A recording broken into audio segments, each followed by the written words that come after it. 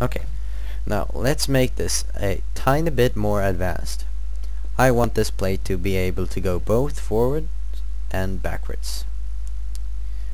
And for that, first off, we need to change our thruster settings.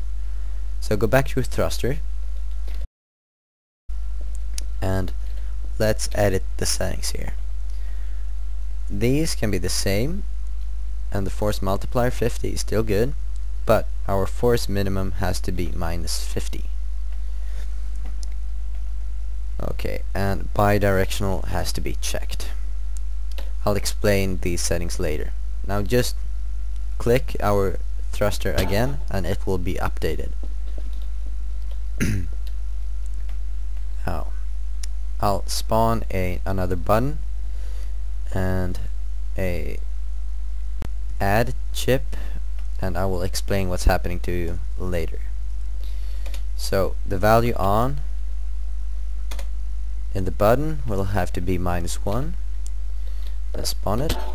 Value of 0 as before, and then go to gate arithmetic and spawn an add chip. And no collide is fine, weld is good. Okay, on it there. Okay, I'll wire this up and I'll explain it to you afterwards.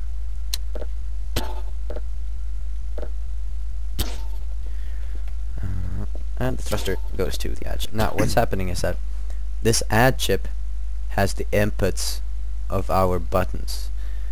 So it simply adds the values of our buttons.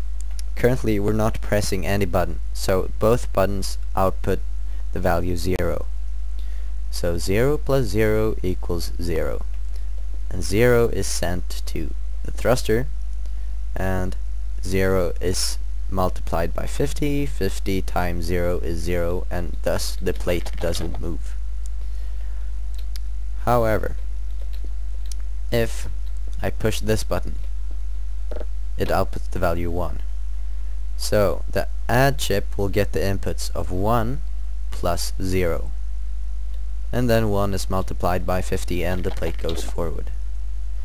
On the other hand, if I press this button, the plate goes backwards, because the add chip gets the inputs of 0 minus 1, or 0 plus -1, but plus -1 is the same as -1.